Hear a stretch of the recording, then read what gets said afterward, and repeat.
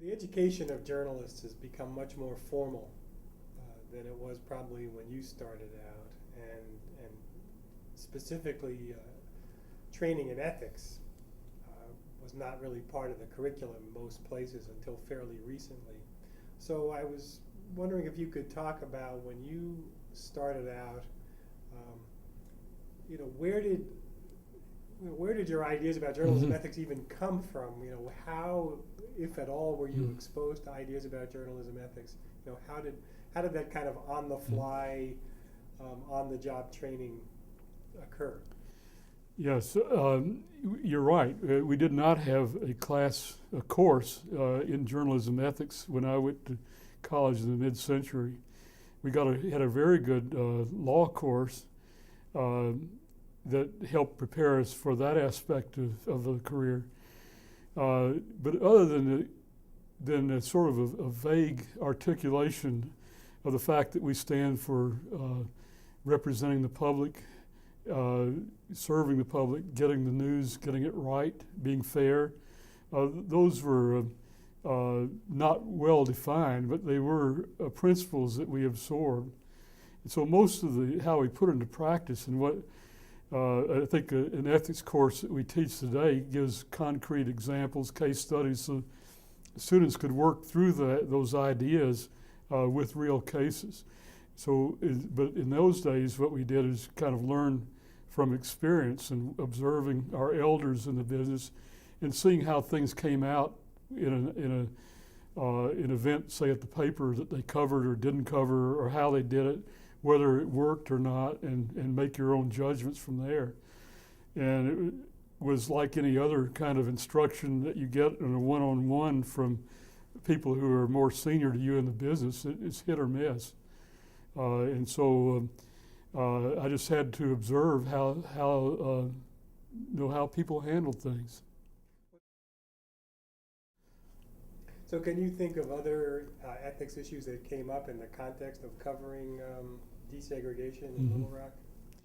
Well, incident that came up, and this is toward the end of what I call the crisis in '59, when the moderates, that is, white school board members who were willing to accept desegregation in order to keep the schools open and to have and have peace, and winning out over dead end segregationists who closed the schools in '58, '59, and who were willing to do anything to avoid desegregation.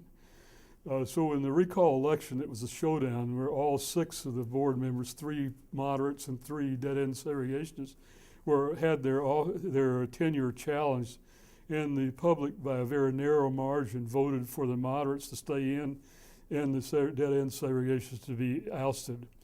At that time, all they needed was one more member to get a majority. In an act of generosity, they offered the defeated segregationists a chance to no questions asked, give the appointing person the name of someone to go on the school board, and that person will be a sixth member of the board. He'll be outvoted or she'll be outvoted 5-1, but will be on the board. The name they gave turned out to be that of a convicted burglar. And of course, our reporters, before the end of the day, were able to establish that he not only was convicted burglar, but he was ineligible to serve because of this felony. And so the burglar came to see Harry Ashmore and said that it's a deal. I never was appointed. I'm willing to withdraw my name, and you don't need to report tomorrow. And Harry Ashmore, quite correctly, said that we don't manage the news. We only report the news. And you were appointed. You were found to be ineligible, and you have now withdrawn. We will report all of that. So I thought to myself, I think that's a good decision. But it's the sort of thing that I never studied in college, and because we did not have a course such as we have now in journalism ethics with case studies. And I said, well, maybe there ought to be something that we teach in college, editors' decisions or something like that, the kind of dilemmas, or maybe this wasn't a dilemma, but the kind of difficult decisions you might be presented with as a working journalist. And from all that, though, has evolved, I think, particularly in the last 25 years, the kind of courses we have around the country in universities now. Well, what about on the level of ethics? Were there discussions that were different, or standards that were different, or other issues that came up during your time at the Times? Well, I don't recall any specific lessons in ethics there, but it was a very good education. And I must say I didn't work there very long. I didn't move my family because I found out they were about to have a humongous strike, which they then did in December, 4.5 months after I got there, and wound up not staying there because the strike was going on and on and on. But during the time that I was there, working on the copy desk, it was learned a lot of things about editing and about journalism. But I don't remember any specific ethics lessons during that short period. But when I say it's different on a different level. The Gazette, as I say, was a very good newspaper of its size. And I think that the professional rigor was quite good for a paper of that size. But the Times is so much bigger and so much higher, the higher level of experience and education, that it was a different experience. But so I learned a lot about editing, but not particularly, I don't recall, about journalism ethics. So you're mentioning of the Staples Center and Jason Blair and Jack Kelly leads to the question, is journalism less ethical than it used to be because we're seeing all these big journalism ethics scandals, or is it more ethical and it's just that there's more scrutiny now and we catch the perpetrators more than we might have in the past? Or do you think it's more complicated that journalism is more ethical in some ways but less ethical in other ways? I see it as more ethical across the board, and I think that the fact that Jason Blair, Jack Kelly gets the treatment it does is that it is unusual today, and Romanesco on the pointer.org website that Romanesco collects transgressions, among other things, anything that gets in the paper. And most editors today feel that if they have a plagiarist or a fabricator, that they not only had to deal with that in a personnel standpoint, but they also had to publicize it because the audience has been misled. When that goes online, as it all does today, then Romanesco's search engines pick it up, and now everybody in the country knows about it. So I think all of that leads to an impression, which probably is shared by the public, that that journalists are crooks. Every time you pick up a paper, you're reading about somebody doing something like that. Well, that too is an exaggeration, but the fact is that when I started in the business, that was simply didn't meet the standard of news because it wasn't unusual. Now it is. So now it gets publicity, it creates an erroneous impression. A few years ago, when we had a spate, this was 1998, when there were a series of ethical transgressions that were very high profile, there were some polls done, and the public thought that they do it all the time. But of course, we knew otherwise, and I think that it's only got better. More and more journalists today are better educated, and more of them have courses such as one you teach here at Penn State. So they've been exposed to this sort of thing. And I think that they have more practice of making decisions, and they've worked with case studies, and they know the principles, and they know what the standards of the profession are.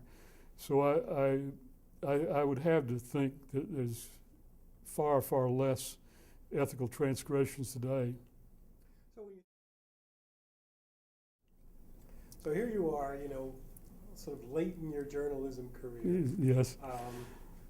Kind of semi-retired. You could just be sort of sitting back and watching Phillies games, and there's plenty of ethics books out there already, and yet you decided to write an ethics book. So you must think there's still important things to be said about ethics. So why? I mean, why write this book? Why does the world need another book about ethics? Why did you think it was important? Well, there's some good books out there. I didn't feel when I was teaching the course that any one of them really fit what I was looking for. Start off at Penn State and a number of good journalism schools across the country. We teach journalism only. Ethics were more common at this moment. I hope that changes. Is to teach media ethics, and I think that that they should do as Penn State does. The advertising and public relations students, majors, they have an ethics course in their profession, and we have it in ours. And I think it's good that there's some cross pollination there. That you and I have both had good students from the advertising public relations, but they're there to learn what the guidelines are for people they'll be dealing with in their jobs. That I could not find the book that really did what I wanted to do, a fairly recent book, and one that is comprehensive, try to cover the waterfront of the not only how to make a decision and background of ethics in journalism, but also some of the subject areas, some of which you've touched on here: privacy, conflict of interest, decisions about taste, decisions about visual journalism. All of this are treated in separate chapters in the second part of the book. And we try to get accompanying case studies and also a wide spectrum of opinion from experts on this. For example, in conflict of interest, I have a fairly extensive conversation with reporters who feel otherwise. That Linda Greenhouse, for example, who feels that she should be able to demonstrate against Roe versus or for Roe versus Wade, against restrictions on abortion, that she should be able to go to Harvard, her alma mater, and make a speech while she's covering the court and discuss issues that the court has covered in the past. I mean, she's corrected me on it. She didn't cover anything that she said was currently before the court, but certainly she talked about things that the court had adjudicated in the past. But even though the public, is inclined to say, aha, there's proof of her bias when she does things like that. That's what my concern is. She doesn't agree with that, and I respect that. And Dan Okrent, who is the public editor of the Times, went to her defense. And he's quoted in the book as saying that I got thousands of complaints every day about Times reporting, but not one of them was ever about Linda Greenhouse's reporting, which both astonishing, but I accept it as truth. And it's just amazing that she never got any complaints, given the fact that she, in about 1980, had marched in a parade and also then had made this speech. But she feels otherwise, but I think that's for the students to discuss in class. I've laid out elsewhere in that chapter why I think it's important that reporters not disclose their thinking about candidates or controversial public issues. And it's precisely because people will then read into their work bias where it isn't there.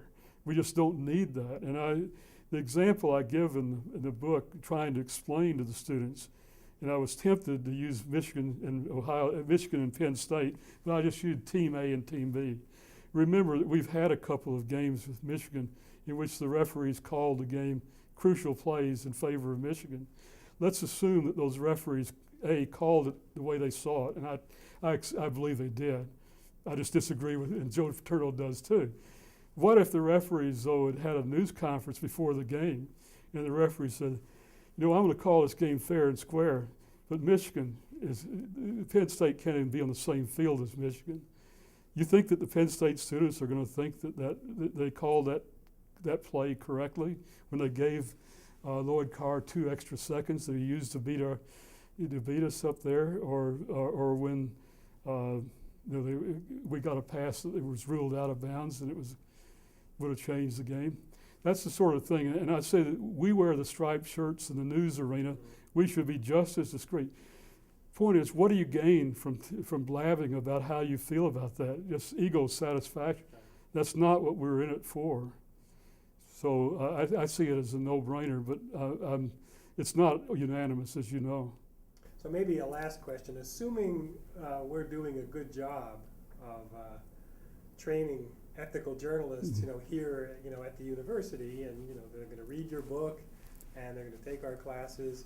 Is it enough, or do newsrooms need to do more in terms of, once you're a working professional, do you need additional training or remedial training? What else should happen, do you think? Well, I think that, first of all, that the editors of the paper, the top editors, should lead by example. That they should make it clear that these are not just words on paper, what our standards are. I remember John Merrill, when he came here and lectured for us at Penn State, and he's opposed to codes. He said they're only good for framing and putting over a hole in the wall. But I think that they're more than that if the leaders will pay attention to them, lead by example, and also take seriously transgressions and deal with them in a transparent way that is fair, but make it clear that this is not going to continue if it's wrong. But I do think they also need to do continuous training, and this is something that we've never were good at in the newspaper business. And now that we're in a more difficult, shall we say, financial climate, training always was the first thing off the table, off the budget, and I don't think that's a good idea. Hairdressers have a more in-service training than journalists do, and I think that the Knight Foundation has done surveys of working journalists who say that one of the great frustrations of business is that not enough attention is paid to keeping up with what's going on. And you mentioned about when we did the ethics code at the Inquirer, that got me involved because I became the adjudicator. But another development that got me involved and got me to thinking about it was Michael Josephson, the ethicist from Los Angeles, who was referred to the Inquirer by Ben Bagdickian, and Gene turned him over to me, and we set up the in-service training where Michael would come out and do his seminars at the Inquirer, and they were very, very good. And even though he didn't charge a lot of money, we ultimately the paper discontinued that kind of training because of the cost. It's not a good idea. And another problem is that editors don't want to turn their reporters or their copy editors over for training because they can always figure out something they need to have them doing. And so I finally had to pass a rule that once they have been scheduled for training, they're no longer your people. You can't just come and get them out of a meeting, out of a room. And even the reporters would be reluctant to come because they had more things that they need to do. Once they got there, though, I think that they got their teeth into, and they really got a lot out of it. That's my reading of the thing. So I didn't think we need to do a lot more, and I wish that every journalism organization would do a lot of in-service training, including ethics. So I think we have time for the Jackie Robinson story, and then we can let you go. So it's not directly related to journalism at all, or it's not related to journalism, but it's part of my formative experience of growing up in a segregated South, and listening to my elders there about how segregation, both races like segregation. Well, I never really knew enough about that, but about 1950 in our segregated movie theater in Little Elaine, Arkansas, was where I went to high school, and had segregated audience, but they showed, and I'm surprised now in retrospect that they would show the Jackie Robinson story where Jackie played himself. And it was, I still think it's a very well done movie. Maybe if I saw it again, I would not agree from a technical standpoint, but I was quite moved with it. I think I was maybe been about 14 or 15. But at a certain scene, and it's true, that several of the players, led by Dixie Walker, not for nothing was he named Dixie, came to see Branch Rickey and said, if Robinson plays, we're not. We're gone. And Rickey, without missing a beat, says, then you're gone. And at that point, there's a huge roar from the upstairs balcony. And I knew what was going on. It was an eye-opener for me, that I learned a lot about race relations in the South at that point. So, it influenced me as I watched the civil rights movement unfold in the years ahead.